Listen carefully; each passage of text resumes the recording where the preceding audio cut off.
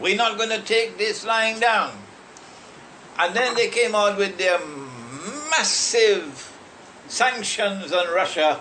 About 15 people who are not allowed to travel. They removed their visas. And they froze their bank accounts. But the 15 people said, well, we don't have any bank accounts. So what are you freezing? What a monumental sanctions is this? It is embarrassing to the rest of the world to see the mighty, powerful European Union and the NATO alliance resorting to a few individuals. So we are likely to see an incremental increase in sanctions on Russia. But the Russians have responded and they have declared quite firmly that they're going to be tit for tat.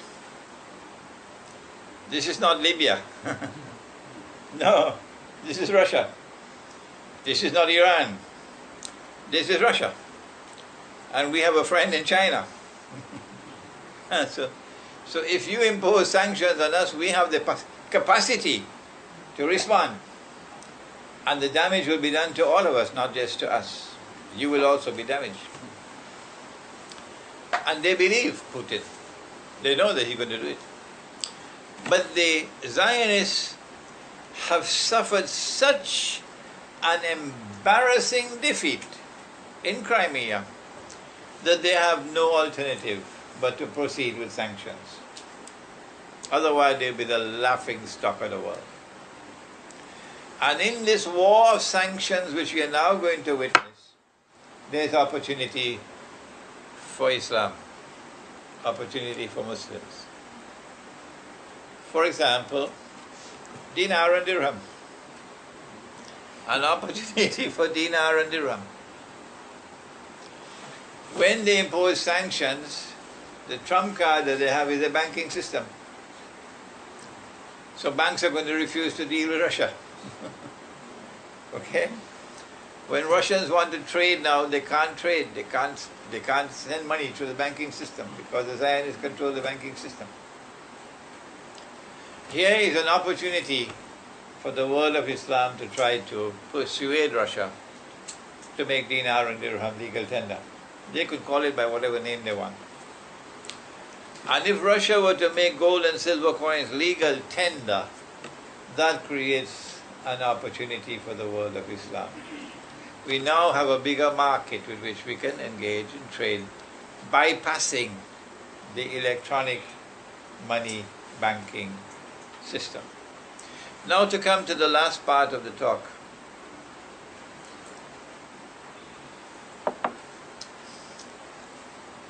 The fact that Russia is standing up to the Zionists not only throws into the garbage bin the arguments raised by others that Russia is a Zionist state, but more than that, it sets the stage for Armageddon, because the Zionists are pursuing a pig-headed obsession, a pig-P-I-G, pig-headed obsession to rule the world. It doesn't matter to them what is the price, that doesn't matter. So if the price is world war with Russia, so be it.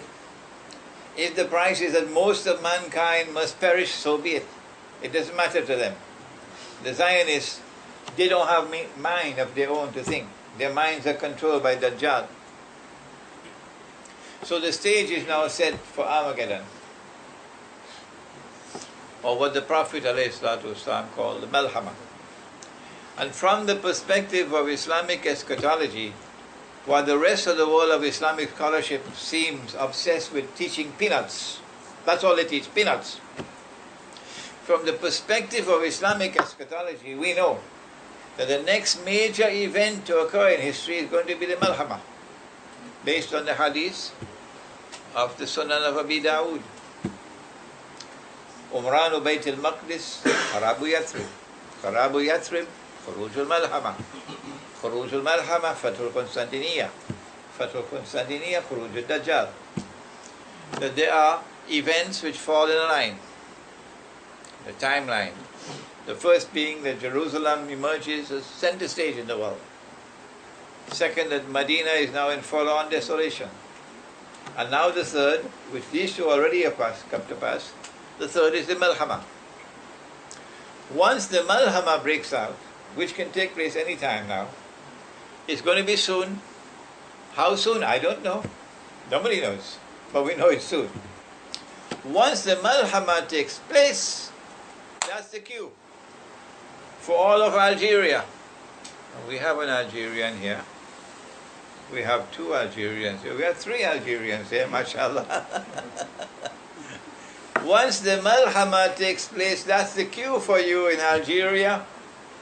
That's the cue for you in Morocco and in Tunisia to head to join the army.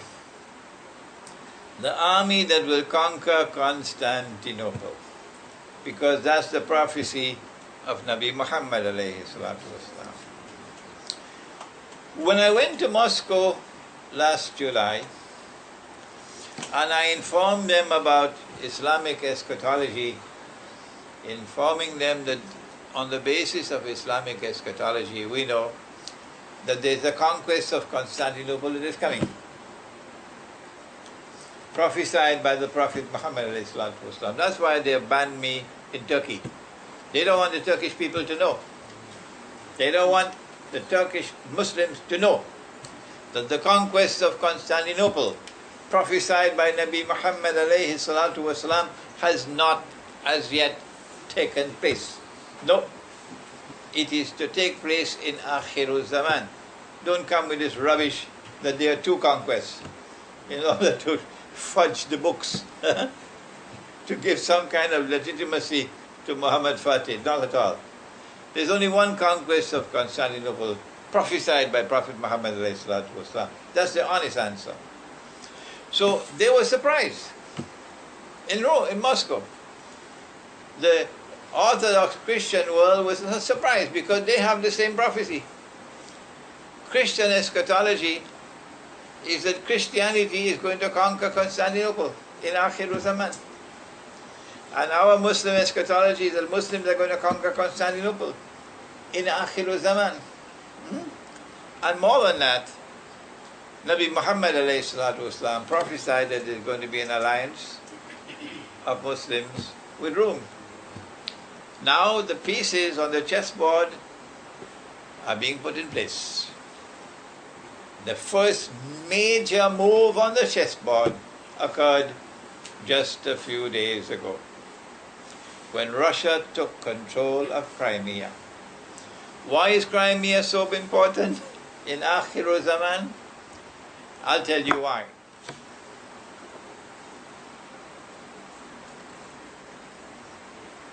You don't need a PhD from MIT to know that the Great War that's coming is going to be fought with nuclear weapons.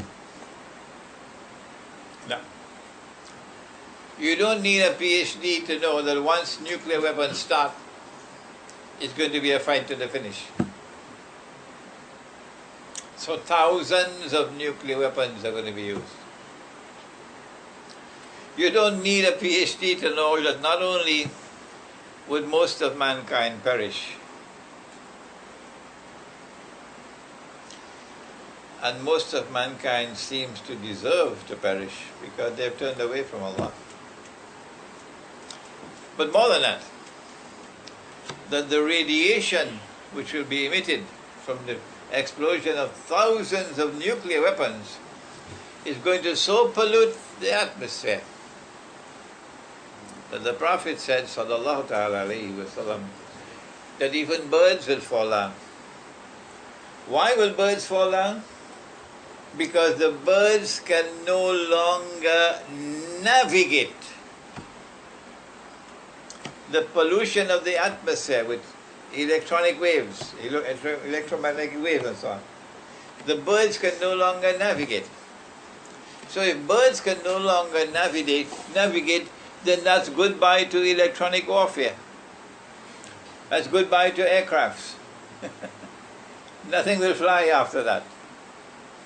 Nothing will fly after that. No cruise missiles can be used after that. No air-to-surface missiles can be used after that. No. Not after the Malhama. For the wars are going to be fought after the Malhama, on the land and on the sea, not the air. And the wars are going to be fought on the land and on the sea. Now then, there's a straight line between Crimea and Constantinople. And we can now understand why the Zionists probably cannot digest the dinner after the events of the last few days. While the world of Islamic scholarship continues to sleep, so soundly are they sleeping, they're even snoring now. So soundly are they sleeping, they're even snoring now. But over the last few days, what has happened is that the straight line between Crimea and Constantinople is now clearly visible. And so the attack that will take place on Constantinople will be on the land and on the sea. The naval attack from Crimea to Constantinople, just across the Black Sea, and the land attack when the Algerians, and we have 3 Algerians here, the land attack by an army that Nabi Muhammad ﷺ praised when he said, لَتَفْتَحَنَّ الْقُسْطَنْطِنِيَّةَ, you'll most certainly conquer Constantinople. Notice I've never used any other name for the city. No. Notice I've said about Mustafa Kemal, you can get lost. You and all the Turkish people who worship you, get lost. If the Prophet of Islam referred to the city by the name of Constantinople, you cannot prevent a Muslim from using that name, because that is sunnah, to use the name Constantinople.